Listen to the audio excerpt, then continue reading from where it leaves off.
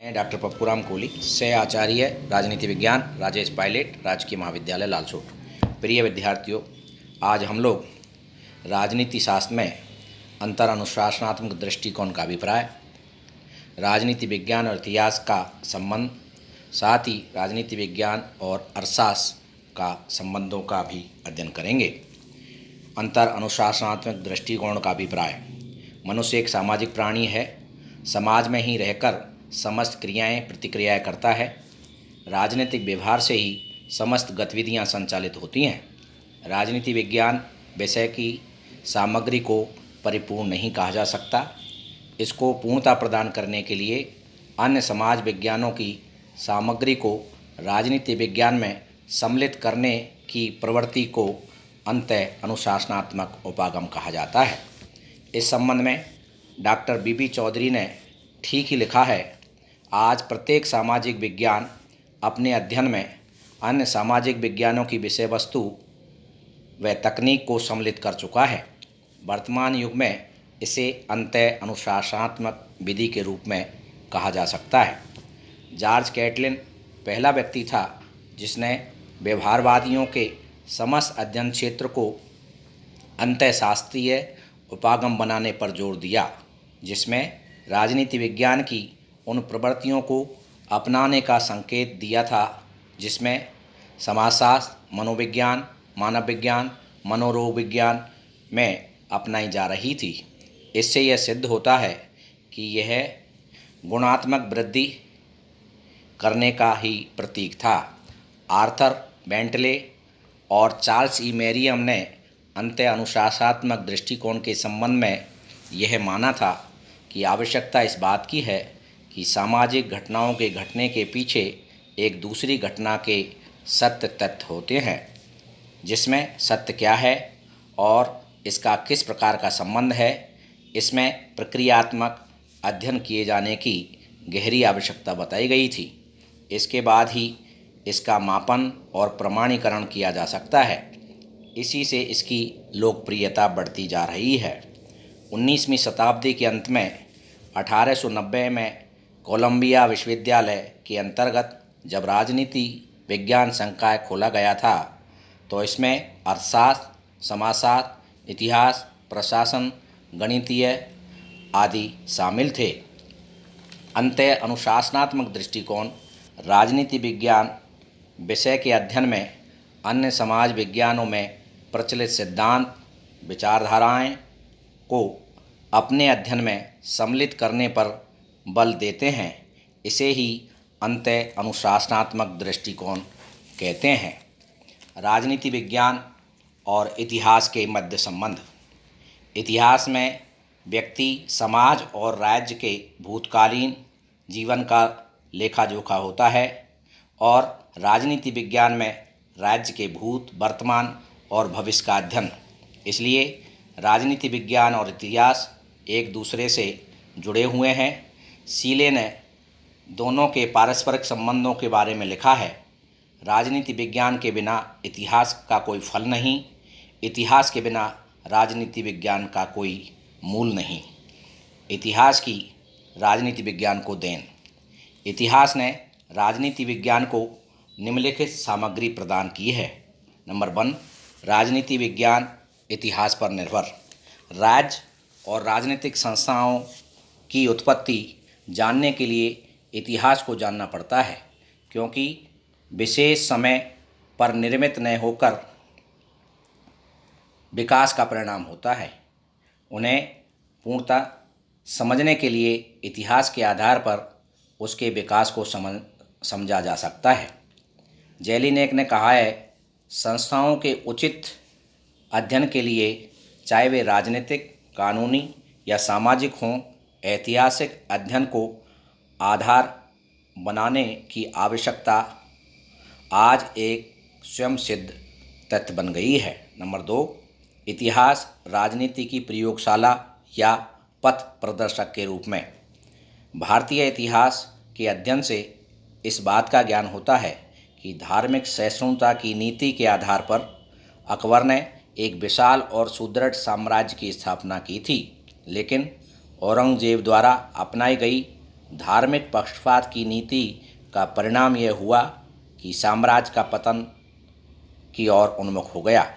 भारतीय संविधान के निर्माताओं ने इतिहास के ज्ञान का पूरा लाभ उठाते हुए धर्मनिरपेक्ष राज्य तथा संघात्मक शासन होते हुए भी शक्तिशाली केंद्र की व्यवस्था को अपनाया। इस प्रकार ऐतिहासिक अनुभव के आधार पर वर्तमान राजनीतिक जीवन में सुधार करने हेतु भविष्य के लिए मार्ग निश्चित किया जा सकता है। बिलोबी ने कहा है कि इतिहास राजनीति विज्ञान की तीसरी दशा दर्शाता है। लॉर्ड एक्टन के शब्दों में, राजनीति विज्ञान इतिहास की धारा में उसी भांति संचित है जैसे कि नदी की रेत में सोने के कण। राजनीति विज्ञान की इतिहास को देन। राजनीति विज्ञान इतिहास पर निर्भर है तो इसके साथ ही इतिहास भी राजनीति विज्ञान के प्रति निम्न रूपों में ऋणी है। नंबर 1, इतिहास को अध्ययन सामग्री प्रदान करना। इतिहास में भूतकाल की घटनाओं का अध्ययन किया जाने के बाद भी मानव की राजनीतिक गतिविधियों का अध्ययन किया जाता है। 17वीं शताब्दी का यूरोपियन इतिहास उस समय का विशेष महत्व नहीं रखता जब तक कि उसमें राष्ट्रवाद, व्यक्तिवाद, समाजवाद, साम्राज्यवाद जैसी राजनीतिक विचारधाराओं और इन विचारधाराओं के परिणाम स्वरूप उत्पन्न घटनाओं का अध्ययन न किया जाए। अमेरिका के इतिहास में George Washington, Abraham Lincoln, Monroe सिद्धांत, ट्रूमैन सिद्धांत और आइजनहावर योजना को नहीं निकाल सकते। भारत के इतिहास में से यदि हम अशोक, चंद्रगुप्त, बाबर, अकबर, शाहजहाँ, जहांगीर, नूरजहाँ तथा औरंगजेब के राजनीतिक कार्यों और उपलब्धियों को निकाल दें तो उसमें कुछ नहीं रह जाता। हम 20वीं शताब्दी के भारतीय इतिहास की बात करें तो राष्ट्रीय कांग्रेस की स्थापना, सांप्रदायिक निर्वाचन का आरंभ और मुस्लिम लीग की स्थापना, 1909 और 1919 और 1935 के भारतीय शासन अधिनियम, दैध शासन, साइमन कमीशन, नेहरू रिपोर्ट, सविनय अवज्ञा आंदोलन, गोलमेज सम्मेलन, क्रिप्स मिशन, भारत छोड़ो आंदोलन, कैबिनेट मिशन, अंतरिम सरकार की स्थापना, भारत की स्वतंत्रता, भारत के वर्तमान संविधान का निर्माण और भारतीय संविधान के अंतर्गत हुए आम चुनाव का अध्ययन सबसे अधिक महत्वपूर्ण हो जाता है। लीकाक ने लिखा है कि इतिहास का बहुत कुछ भाग राजनीति विज्ञान ही है। नंबर 2, ऐतिहासिक घटनाएं राजनीति विचारधाराओं के परिणाम। राजनीतिक विचारधाराएं ऐतिहासिक घटनाओं को जन्म देती हैं। रूसो और मॉन्टेस्क्यू के विचारों का फ्रांस की राज्य क्रांति पर, कार्ल मार्क्स के विचारों का सोवियत रूस की राज्य क्रांति पर तथा महात्मा गांधी के विचारों का भारतीय स्वतंत्रता आंदोलन पर निर्णायक प्रभाव पड़ा। स्वतंत्रता, समानता और सामाजिक न्याय जैसे राजनीतिक विचारों ने भूतकाल में ऐतिहासिक घटनाओं को प्रभावित किया है और आज भी ऐसा कर रहे हैं। राजनीति विज्ञान और इतिहास एक दूसरे के पूरक हैं।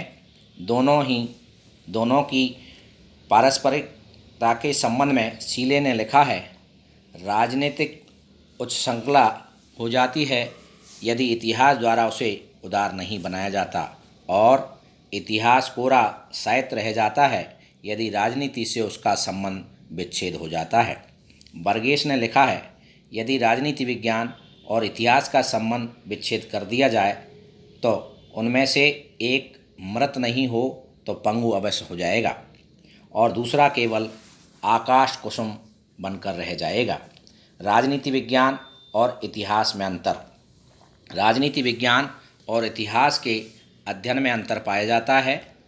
प्रोफेसर बारकर ने कहा है, यद्यपि इतिहास तथा राजनीति विज्ञान की सीमाएं प्रारंभ से अंत तक समय हैं, परंतु वास्तव में ये दोनों भिन्न तथा स्वतंत्र हैं।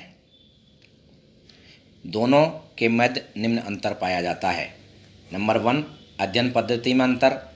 इतिहास में घटनाओं का क्रमबद्ध रूप से अध्ययन किया जाता है, जिसकी पद्धति वर्णनात्मक है। राजनीति विज्ञान में अध्ययन सामग्री का चयन कर पर्यवेक्षण और विचारात्मक पद्धति के आधार पर अध्ययन किया जाता है। नंबर 2, क्षेत्र का अंतर। राजनीति विज्ञान में मनुष्य के राजनीतिक जीवन एवं राजनीतिक संस्थाओं का अध्ययन किया जाता है। इतिहास का क्षेत्र राजनीति की अपेक्षा व्यापक है। इसमें भूतकाल जीवन के राजनीतिक, आर्थिक, धार्मिक और सामाजिक पहलुओं का अध्ययन किया जाता है। नंबर 3, उद्देश्य का अंतर। इतिहास घटनाओं का यथार्थ क्रम वर्णन पर बल देता है और भविष्य में क्या होना चाहिए इस बात से कोई संबंध नहीं रखता है। राजनीति विज्ञान भूत और वर्तमानकालीन अवस्था का ही अध्ययन नहीं करता, वरन भविष्य में क्या होना चाहिए इसका भी अध्ययन करता है। इतिहास का अध्ययन यथार्थात्मक होता है, जबकि राजनीति विज्ञान का अध्ययन आदर्शात्मक होता है। राजनीति विज्ञान और अर्थशास्त्र। राजनीति और अर्थशास्त्र में गहरा संबंध पाया जाता है कि प्रारंभिक लेखक अर्थशास्त्र को राजनीति विज्ञान की ही एक शाखा मानते थे। यूनानी उसे राजनीतिक अर्थशास्त्र कहते हैं और प्राचीन भारतीय राजनीतिज्ञ कौटिल्य ने राजनीति पर जो प्रसिद्ध पुस्तक लिखी है उसका नाम अर्थशास्त्री है। इसी प्रकार राजनीति विज्ञान के कई ग्रंथों जैसे अरस्तु की राजनीति, तलालाक की नागरिक प्रशासन पर द्वितीय लेख में उन विषयों का विवेचन मिलता है जिन्हें आजकल अर्थशास्त्र में सम्मिलित किया जाता है। वर्तमान में अर्थशास्त्र को ज्ञान की एक पृथक शाखा के रूप में मान्यता प्राप्त हो गई है। प्रसिद्ध अर्थशास्त्री मार्शल के शब्दों में, अर्थशास्त्र जीवन के साधारण व्यवहार में मनुष्य का अध्ययन है। यह व्यक्तिगत और सामाजिक कार्यों के उस भाग का परीक्षण करता है जिनका भौतिक पारदर्शी की प्राप्ति एवं उनके प्रयोग के साथ अत्यंत घनिष्ठ संबंध है। दोनों के संबंधों का अध्ययन निम्नलिखित रूपों में किया जा सकता है। समान उद्देश्य। दोनों ही विज्ञानों का उद्देश्य मानव का कल्याण ही है। एक का लक्ष्य राजनीतिक कल्याण है तो दूसरे का आर्थिक कल्याण। मनुष्य के आर्थिक कल्याण की सिद्धि अराजकता और अशांति के वातावरण में संभव नहीं हो सकती। इसलिए शांति और व्यवस्था की स्थापना राज्य का एक आवश्यक कार्य कहा जाता है। अर्थशास्त्र की राजनीति विज्ञान को देन। अर्थशास्त्र ने राजनीति विज्ञान को निम्नलिखित सामग्री प्रदान की है। नंबर 1, राजनीतिक संस्थाओं का उदय व विकास आर्थिक संस्थाओं का परिणाम। राज्य का विकास आर्थिक परिस्थितियों का परिणाम ही है। मानव द्वारा प्रारंभ में कृषि को जीवन यापन का प्रमुख साधन के रूप में अपना लेने पर ही सर्वप्रथम सुव्यवस्थित राज्य की स्थापना हुई और वर्तमान समय में विशाल राष्ट्रों की स्थापना का मूल कारण ही आर्थिक गतिविधियां ही रही हैं। कार्ल मार्क्स ने कहा है कि किसी युग के संपूर्ण सामाजिक जीवन स्वरूप का निश्चय आर्थिक परिस्थितियां ही करती है। वर्तमान में सरकार के स्वरूप की आर्थिक व्यवस्था के आधार पर ही निर्धारित किए जाते हैं। पूंजीवादी प्रजातंत्र और साम्यवादी प्रजातंत्र के दो रूप आर्थिक परिस्थितियों पर ही आधारित हैं। शासन और व्यवस्थाओं की सुदृढ़ता आर्थिक परिस्थितियों पर ही निर्भर है। नंबर 2, राज्य की नीति राजनीतिक अवस्थाओं पर निर्भर। समय समय पर राज्य द्वारा अपनाई जाने वाली नीति आर्थिक अवस्थाओं का ही परिणाम है। 18वीं शताब्दी में इंग्लैंड और यूरोप के अन्य देशों में जो औद्योगिक क्रांतियां हुईं उसके परिणाम स्वरूप ही यूरोप के इन देशों उपनिवेशवाद और साम्राज्यवाद नीति अपनाई। बिस्मार्क का कथन है, मुझे यूरोप के बाहर नए राज्यों की नहीं वरन व्यापारिक केंद्रों की आवश्यकता है। चैम्बरलैन ने कहा था कि हम नए देशों में वस्तुओं का बाजार बनाएंगे तथा पुराने बाजारों का विकास करेंगे। अतः वर्तमान साम्राज्य की रक्षा करना हमारी आवश्यकता है और कर्तव्य भी। नंबर 3, राजनीतिक घटनाएं आर्थिक गतिविधियों के परिणाम। राजनीतिक क्षेत्र के अनेक घटनाएं आर्थिक गतिविधियों के परिणाम स्वरूप ही घटित हुई हैं। 1935 में जब स्पेन की गणतंत्रीय सरकार ने श्रमिक वर्ग के हितों में कानून निर्माण का प्रयत्न किया तो समस्त वर्ग चर्च के पादरी और सैनिक जनरल फ्रैंको के नेतृत्व में संगठित होकर गणतंत्रीय सरकार का तख्ता पलट कर दिया। साम्राज्यवाद, उपनिवेशवाद तथा साम्यवाद जैसी विचारधाराओं की उत्पत्ति का मूल कारण आर्थिक गतिविधियां ही रही हैं। राष्ट्रपति रूजवेल्ट आर्थिक क्षेत्र में अपनाए गए नवनिर्माण नीति की सफलता के परिणाम स्वरूप लगातार 4 बार अमेरिका के राष्ट्रपति निर्वाचित हुए। अंतर्राष्ट्रीय राजनीति के अंतर्गत विकसित देशों द्वारा एशिया और अफ्रीका के अल्प विकसित और अविकसित देशों को आर्थिक सहायता देकर इन देशों की राजनीति को प्रभावित करने का प्रयत्न किया। यह राजनीति पर अर्थ के प्रभाव को दर्शाता है। राजनीति विज्ञान की अर्थशास्त्र को देन। राजनीति विज्ञान ने भी आर्थिक क्रियाओं को प्रभावित किया है। नंबर 1, अर्थव्यवस्था राज्य की नीतियों पर निर्भर। किसी देश की शासन व्यवस्था और राजनीतिक नीतियों का आर्थिक व्यवस्था पर प्रभाव पड़ता है। धन का विनिमय, वस्तुओं का उत्पादन एवं उपयोग, करारोपण, विदेशी मुद्रा, आयात तथा निर्यात और उद्योगों की स्थापना शासन व्यवस्था द्वारा अपनाई गई नीतियों पर निर्भर करते हैं। व्यक्तिवाद विचारधारा के अनुयायी राज्यों के प्रमुख उद्योग धंधों को आर्थिक जीवन स्वतंत्र रूप से व्यक्तियों के हाथों में रहता है, लेकिन समाजवादी और साम्यवादी राज्यों में आर्थिक जीवन पर राज्य का नियंत्रण रहता है। भारत के तत्कालीन शासक दल भारतीय राष्ट्रीय कांग्रेस द्वारा समाजवादी दवे के बीच समाजवादी व्यवस्था की स्थापना का प्रस्ताव स्वीकार कर लिया। इसी के कारण प्रमुख बैंकों का राष्ट्रीयकरण, राजाओं के प्रिवी पर्स का उन्मूलन, शासन द्वारा गेहूं के थोक व्यापार को अधिग्रहण आदि कदम उठाए गए।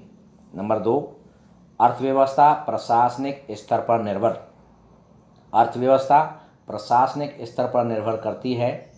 आर्थिक विकास और संपन्नता के लिए एक समुचित, प्रभावशाली तथा स्वस्थ प्रशासनिक व्यवस्था नितांत आवश्यक है। भारत में भी आर्थिक विकास का एक प्रमुख कारण प्रशासनिक तंत्र की अकार्यकुशलता और उसके परिणाम स्वरूप उत्पन्न नौकरशाही की प्रवृत्ति रही है। नंबर 3, युद्ध का प्रभाव। युद्ध का प्रभाव किसी देश की अर्थव्यवस्था पर पड़ता है। अमेरिका की आर्थिक स्थिति में अपेक्षाकृत गिरावट उत्पन्न होने का एक प्रमुख कारण वियतनाम युद्ध था। सन 1962 भारत चीन युद्ध तथा 1965 और 1971 के भारत पाक युद्धों का भारत की आर्थिक स्थिति पर विपरीत प्रभाव पड़ा था। वास्तव में दोनों एक दूसरे के पूरक हैं। चार्ल्स बियर्ड के शब्दों में, अर्थशास्त्र के बिना राजनीति विज्ञान अवास्तविक एवं सारहीन ढांचा मात्र हैं। अंतर राजनीति विज्ञान और अर्थशास्त्र में घनिष्ठ संबंध होने के बावजूद दोनों में अंतर पाया जाता है। नंबर 1, अध्ययन क्षेत्र की दृष्टि से राजनीति विज्ञान का प्रमुख अध्ययन विषय राज्य है तथा राज्य और व्यक्ति के पारस्परिक संबंधों और इन संबंधों से उत्पन्न समस्याओं का अध्ययन होता है। इसके विपरीत अर्थव्यवस्था का प्रमुख अध्ययन विषय धन है। इस अंतर को स्पष्ट करते हुए आइवर ब्राउन ने बताया है कि अर्थशास्त्र का संबंध मुख्यतया वस्तुओं से होता है और राजनीति विज्ञान का व्यक्तियों से। एक कीमतों का अध्ययन करता है तो दूसरा मूल्यों का।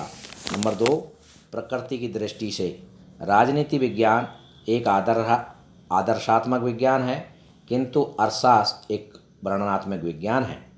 किसी ने विनोद में ठीक ही कहा है कि अर्थशास्त्र वह व्यक्ति है जो दाम तो सब वस्तुओं का जानता है, परंतु मान महत्व एक का भी नहीं।